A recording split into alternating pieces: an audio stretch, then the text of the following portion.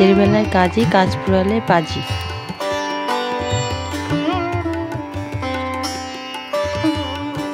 রাধে রাধে বন্ধুরা, তোমরা সবাই কেমন আছো? নিশ্চয়ই ভালো আছো এবং সুস্থ আছো।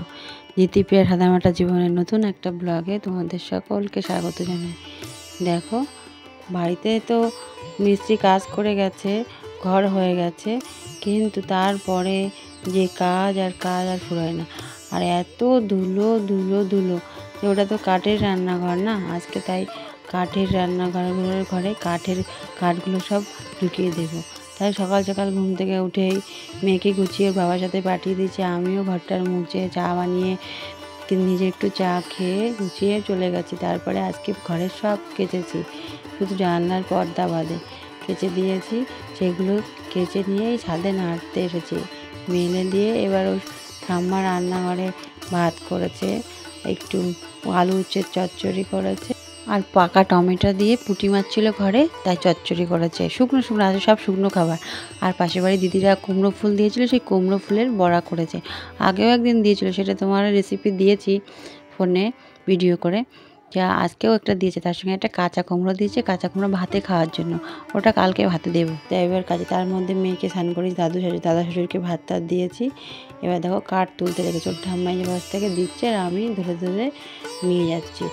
অনেক কাঠ রান্নাঘরে দেখলে আমার সমান কাঠ। মাচা তো একটু উঁচু, মাচা ধরো 2 বিঘে পর্যন্ত উঁচু করে দিয়েছে। আর আমি 5 ফুট 3 ইঞ্চি লম্বা, আমার সমান মাচা, সেই এক মাচা কাঠ সেই ওই পাশে রাখা হয়েছিল। সেগুলো আমি দেখো বস্তায় করে তুলে তুলে ওইখানে নিয়ে যাচ্ছি। সংসারের কাজের শেষ নেই কাজ করলে। আর একটা ঘর ভাঙলে, সেই কাঁচা ঘর হোক আর মাটির ঘর হোক আর টিনের ঘর হোক আর দালান ঘর হোক, মানে যে কত খাটনি হয় যারা করে তারা। আমি 2বার বিয়ের পরে এসে এইবাদের বাড়িতে ছাদ ছিল না, টিনের ঘর ছিল প্রথমে, ছাদ দেওয়া তখন যে একটা খাটনি। আর আবার এই ঘরটা ভেঙেছে, এর খাটনি।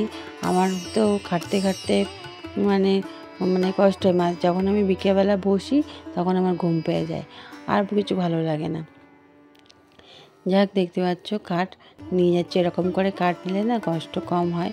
আর আমার এমনি ধরেই কাঠটা নিয়ে যায় না হাতে, ওই যেহেতু কাটা কাঠ না, সেহেতু কাজে হাতে ছুঁচের মতো ফুটে যায় চোঁচগুলো।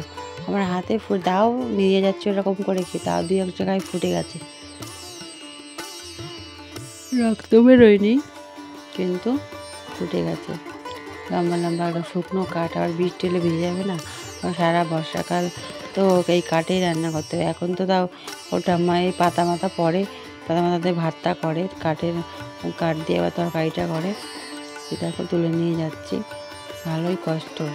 আমি বিয়ের আগে কিন্তু কোনো কিচ্ছু করিনি, সেগুলো জানতামও না কীভাবে কে নিতে হয়। আস্তে আস্তে নিজেই শিখে গেছি। সব মানুষ না অভ্যাসের দাস, বুঝলে, তাই না বলো? যে যা কিছু অভ্যাস করাবার, আর শরীরকে বলে মহাশয়, শরীরকে যা সহাবার সেই তাই সইবে। তা এখন সব করতে হচ্ছে, কিন্তু আমার কষ্ট হয়, কিছু করার নেই, কষ্ট তো করতেই হবে। এটা তো আর বাবার বাড়ি না, বাবার বাড়ি ধরো বসে থাকলে মা করতে মা তো করতেও দিত না। আমাদের বাবার বাড়িতে অত ভারী কাজ টাজ কিছুই ছিল না। দেখো কত কাঠ। তারপর দেখো এই যে সবজি রান্না করেছে, পাকা টমেটো দিয়ে পুঁটি মাছ দিয়ে চচ্চড়ি, আর এটা হলো ওই কুমড়ো ফুলের বড়া, আর হচ্ছে আলু আর পাকা উচ্ছে দিয়ে চচ্চড়ি। দেখো আমি এখন আমার কাজ টাজ কাঠ গুছানো কমপ্লিট, আর মাথায় দেখো ধুলোবালি লেগেছে।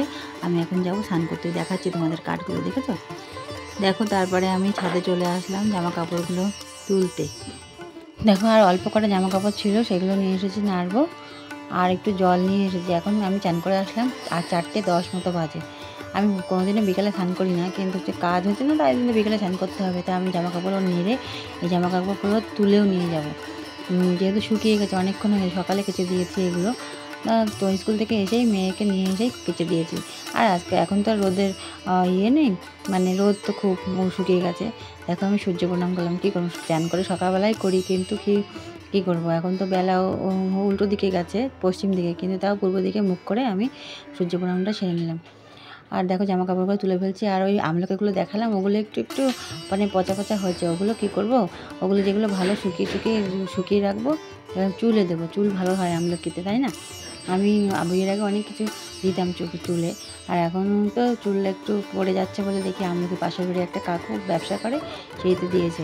এখন বলছি তোমাদের কত জামা কাপড়, আর ওই বালতিতে করে জল এনেছিলাম, তা দেখো জলগুলো দিয়ে দিচ্ছি, যে সকালে দেওয়ার টাইম পাই। দেখো আমি একটু খেয়ে নিচ্ছি। আমি সকালে যেহেতু উচ্চ আলুর তরকারি খেয়েছি, এখনও টমেটো আর পুঁটি মাছ দিয়ে রান্না করেছে, ওটাই খাচ্ছি, আর একটু চাউমিন ছিল মেয়ের, ওটা খেয়ে নিচ্ছি। তারপরে দেখো আমি জামা কাপড়গুলো গুছিয়ে নিচ্ছি, আর একবার যদি বসে পড়ি না, আর আমার জামা কাপড় গুছাতে ইচ্ছা করবে না। তা আমি এই তারা তো মানে এই সুযোগে মানে কাজ করছি স্পিডে, এই সুযোগেই আমি সবগুলো গুছিয়ে নিচ্ছি, নয়তো আমি একবার বসে পড়লে আমি ঘুমিয়ে পড়বো, আর করব আর মানে ভাস করতে পারবো না। এমনি তো ঘুম তো আসবে না, কেননা আমি এখন উপরে যাবো, ভিডিও এডিট করব, তারপরে সন্ধ্যেবেলা মেয়েকে দুধ খাবো, পড়াবো, মেয়েকে পড়িয়ে শোতে ওর বাবা আসবে, আবার খাওয়াবো।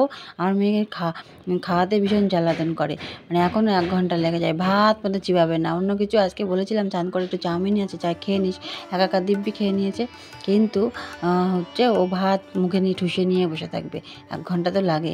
দেখ তোমাদের সঙ্গে গল্প করতে করতে দেখো বালিশের কভারগুলো গোছানো হয়ে গেছে, ভরা হয়ে গেছে, এবার জামা কাপড়গুলোও গোছানো হয়ে গেছে।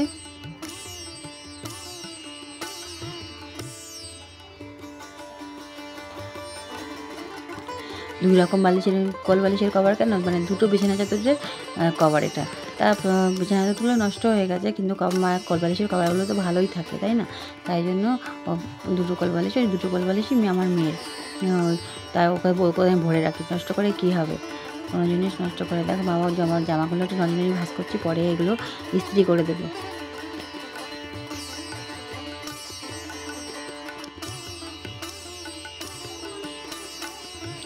যতটা স্পিডে দেখাচ্ছি, ততটা স্পিডে যদি কাজ করতে পারতাম না, তাহলে সব কাজ তাড়াতাড়ি হয়ে যেত, আরও দেরি হতো না। আমরা তত তাড়াতাড়ি ফোনে দেখাই, কিন্তু কাজগুলো তত তাড়াতাড়ি হয় না। হ্যাঁ কিনি, তা বালিশের কভারগুলো সব ভরে নিচ্ছি দেখো, আর একটা বালিশের কভার তো থাকবে, ওটা বড় থাকছে, পরে করে নেবো, যা ছোটো ছোটো কভারগুলো ভাঁজ করতে তারপরে করে নিয়ে, আর এই বালিশ জামা কাপড়গুলো ভাঁজ করেছি সেগুলো ওয়ারড্রপে ঢুকিয়ে দিচ্ছি। বাবার জায়গাটায় বাবার প্যান্টগুলো রেখে দিলাম, জামাগুলো রেখে দিলাম, আমার জায়গায় আমার শাড়ি আর ব্লাউজটা রেখে দিলাম, আর মেয়ের জায়গায় মেয়ের জামা প্যান্টগুলো ঢুকিয়ে দিলাম। মেয়ে গেছে আজকে আমাদের একটা শ্রাদ্ধের নেমন্তন্ন আছে, ওর মেয়ে আর দিদি শাশুড়ি গেছে ওই বাড়িতে নেমন্তন্ন খেতে। আমি শ্রাদ্ধের বাড়ি খাই না, খুব নিকট আত্মীয় হলে তাই যাই, কিন্তু আশেপাশে কোনো বাড়িতে মানে নেমন্তন্ন করলে আমি খাই না। আমার শ্রাদ্ধ বাড়ি খেলে আমার সহ্য হয় না, আর আমার খুব কষ্ট হয়, ওটা তো আনন্দের অনুষ্ঠান না, তাই জন্যই আমি যাই না, আস্তে আস্তে মানে বন্ধ করে দিয়েছি।